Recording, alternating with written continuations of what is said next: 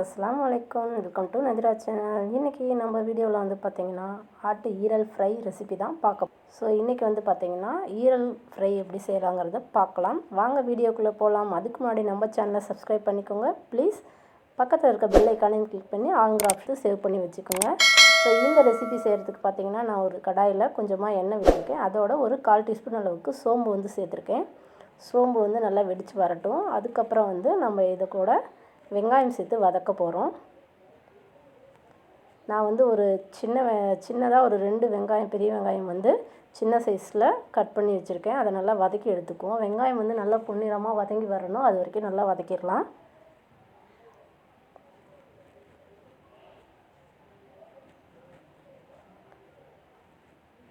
வெங்காயம் வதங்கிருச்சு. இது கூடவே ஒரே ஒரு பச்சை மிளகாய் வந்து நான் சேர்த்துருக்கேன். பச்சை மிளகாய் வேண்டாம் அப்படின்னா நீங்கள் ஸ்கிப் பண்ணிக்கோங்க. இதோட கொஞ்சமாக கருவேப்பிலை சேர்த்துக்கலாம். ஸோ நான் எந்த ரெசிபி செஞ்சாலும் அதோட கொஞ்சமாக கருவேப்பிலை வந்து சேர்த்துப்பேன். ஏன் அதுக்குன்னா கருவேப்பிலையோட ஃப்ளேவர் நல்லாயிருக்கும். ஸோ அந்த வாசம் எனக்கு ரொம்ப பிடிக்கும். ஸோ அதுக்காக நான் வந்து கருவேப்பிலை வந்து சேர்த்துக்கிறேன். ஸோ வெங்காயம் வந்து நல்லா வதங்கிடுச்சு. அதோட கருவேப்பிலை, பச்சை மிளகாயும் சேர்த்தாச்சு. ஸோ இது கூடவே வந்து பார்த்திங்கன்னா 1 ஸ்பூன் அளவுக்கு இஞ்சி பூண்டு பேஸ்ட் வந்து நம்ம சேர்த்துக்கலாம்.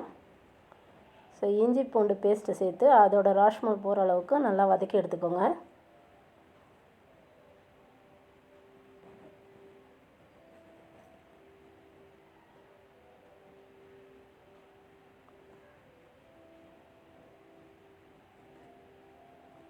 ஸோ இஞ்சி பூண்டு பேஸ்ட்டு சேர்த்து நல்லா வதக்கி எடுத்தாச்சு.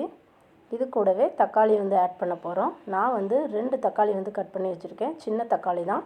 ஸோ பெரிய சைஸ் தக்காளியாக இருந்தால் நீங்கள் ஒரு தக்காளி மட்டும் சேர்த்துக்கோங்க. ஸோ தக்காளியை வந்து நல்லா வதக்கி எடுத்துக்கலாம்.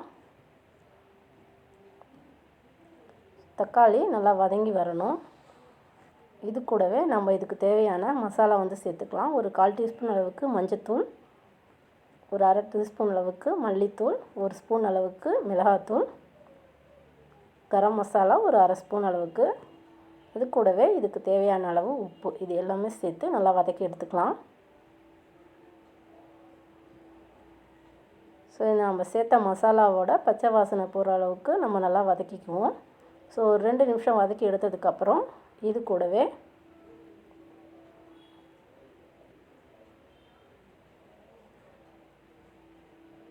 ஸோ நல்லா வதங்கி வரட்டும். ஸோ நம்ம சேர்த்தது எல்லாமே பார்த்திங்கன்னா நல்லா வதங்கிருச்சு. நான் வந்து ஈரல் வந்து நல்லா க்ளீன் பண்ணி எடுத்து வச்சுருக்கேன். ஸோ அதை வந்து இப்போ சேர்த்து நல்லா மிக்ஸ் பண்ணிக்கலாம். ஸோ இது வந்து ஆட்டோட ஈரல். ஸோ உடம்புக்கு வந்து ரொம்ப நல்லது. கண்டிப்பாக நீங்கள் வந்து உங்கள் வீட்டில் குழந்தைங்க இருந்துச்சு அப்படின்னா நீங்கள் செஞ்சு கொடுங்க. குழந்தைங்களுக்கு வந்து ரொம்பவே நல்லது. பெரியவங்களும் சாப்பிட்லாம். எல்லாத்துக்குமே வந்து உடம்புக்கு ரொம்பவே நல்லது தான் இது. ஸோ வந்து நல்லா க்ளீன் பண்ணி வச்சுருக்கேன். இது வந்து சாப்பிட்றதுக்கு வந்து ரொம்ப சாஃப்டாக இருக்கும். ஸோ அதனால் வந்து குழந்தைங்களுக்குமே நீங்கள் தாராளமாக கொடுக்கலாம். நான் வந்து சின்ன சின்ன பீஸாக கட் பண்ணி சேர்த்துருக்கேன். ஸோ இதில் வந்து நான் தண்ணியெல்லாம் எதுவுமே சேர்த்தலை. நம்ம வந்து நல்லா ட்ரையாக தான் எடுக்க போகிறோம். அதனால் தண்ணியெல்லாம் எதுவும் சேர்த்தலை. மூடி போட்டு ஒரு 10 நிமிஷம் நல்லா மூடி நான் நல்லா அதை வந்து வேக விட்டுட்டேன். ஸோ இப்போ வந்து பார்த்திங்கன்னா நல்லா வெந்து வந்துருச்சு. ஸோ இந்த ரெசிபி கண்டிப்பாக ரொம்ப சூப்பராக இருக்கும். நீங்களும் ட்ரை பண்ணி பாருங்கள். ரொம்ப சிம்பிளாக இருக்கும். ட்ரை பண்ணி பார்த்துட்டு எப்படி இருக்குன்னு சொல்லுங்கள். நன்றி, வணக்கம்.